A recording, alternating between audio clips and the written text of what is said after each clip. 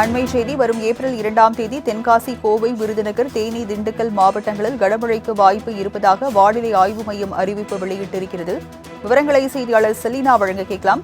Selena, வானிலை ஆய்வு மையம் வெளியிட்டுள்ள இந்த அறிவிப்பு குறித்து பதிவு பண்ணுங்க. தென்னிந்திய பகுதிகளில் ஒரு வளிமண்டல கீழடுக்கு சுழற்சி நிலவுகிறது. அதே போல கிழக்கு மற்றும் மேற்கு திசையின் காற்று சந்திக்கும் பகுதி என்பது நிலை வருவதன் காரணமாக இன்று வறண்ட வானிலை நிலவுவதற்கான வாய்ப்பு இருக்கக்கூடும் என்றும், நாளை மற்றும் நாளை மறுநாள் லேசான முதல் மிதமான மழைக்கு வாய்ப்பு இருக்கக்கூடும் என்றும் சென்னை வானிலை ஆய்வு மையம் தெரிவித்திருக்கிறது.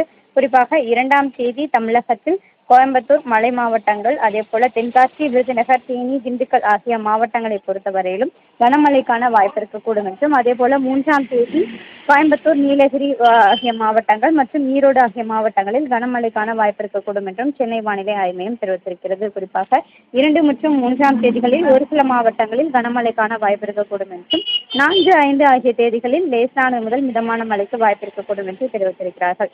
அதிகபட்சமான வெப்பநிலையை பொறுத்தவரையிலும் பெரிய அளவிற்கான மாற்றங்கள் எதுவும் இல்லை என்றும், தமிழகத்தில் 1ஆம் தேதியிலிருந்து 3ஆம் தேதி வரையிலும் அதிகபட்சமான வெப்பநிலை 2 - 3 டிகிரி செல்சியஸாக குறைவதற்கான வாய்ப்பு இருக்கக்கூடும் என்றும் தெரிவிக்கப்பட்டிருக்கிறது. அதே போல சென்னை மற்றும் புறநகர் சென்னையை பொறுத்தவரையிலும் வானம் ஓரளவு மேகமூட்டத்துடன் இன்று காணப்படும் என்றும், நாளை அதே போல வானம் மேகமூட்டத்துடன் காணப்படும். அதிகபட்சமான வெப்பநிலை 35 - 36 டிகிரி செல்சியஸ் வரையும் இருக்கக்கூடும் என்றும் வானிலை ஆய்வு மையம் எச்சரிக்கை விடுக்கப்பட்டிருக்கிறது. விவரங்களை வழங்கியதற்கு நன்றி செலினா.